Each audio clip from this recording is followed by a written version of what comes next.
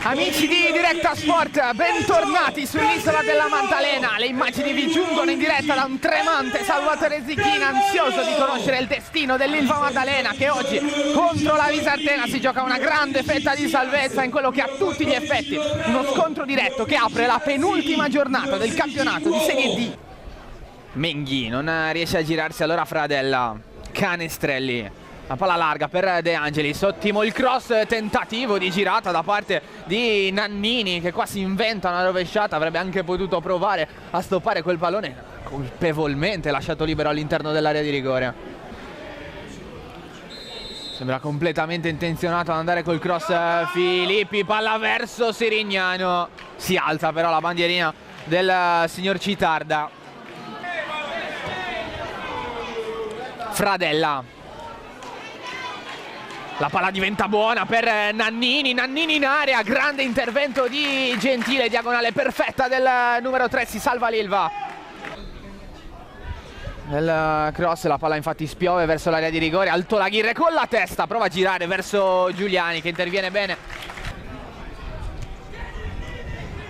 Rozak, bella palla per Chiappetta che si inserisce, porta via l'uomo Altolaghirre, c'è spazio per il numero 4, Chiappetta fino in fondo. Sceglie di andare in porta in totale anticipo, poi prova anche a far correre Caseiro, non è una brutta idea, Caseiro riesce nel controllo, lo sfida Filippini, la palla ce l'ha ancora l'Ilva. Caseiro balla sulla fascia e mette il cross, Chiappetta si gira, chiedeva contatto che non c'è, va Caseiro, la palla che spiove, uno schema di Pietro, la tiene lì e De Angelis e poi Chiappetta. Che occasione per l'Ilva Maddalena, la migliore del primo tempo sul mancino di Fausto Chiappetta, la palla però è andata fuori.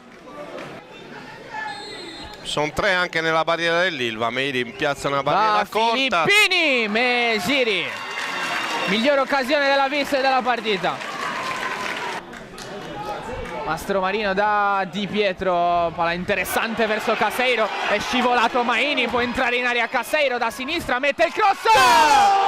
Che occasione per Hernan Altolaghirre da un metro spara alto e l'Ilva va a centimetri dal gol del vantaggio. Incredibile.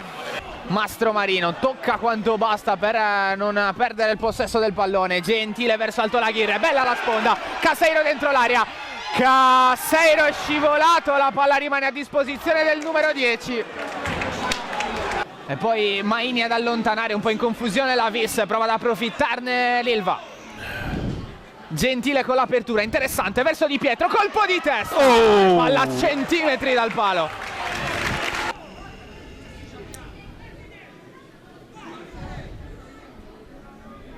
Occhio a Menghi. La sfida con Tucci, Cerbara arriva fino a tirare in porta, Mesiri si deve allungare. La migliore occasione della partita sul destro di Cerbara.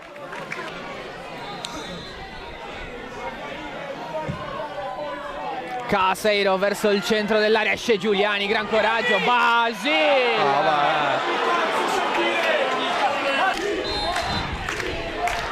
Ultima palla della partita, Caseiro sul punto di battuta, arriva il cross, non esce Giuliani, poi sì, bravissimo Giuliani. Fischia 3 volte testaie, 0-0 fra Ilva Maddalena e Visartena. L'Ilva si congeda dallo Zicchina per quest'anno con un pareggio anonimo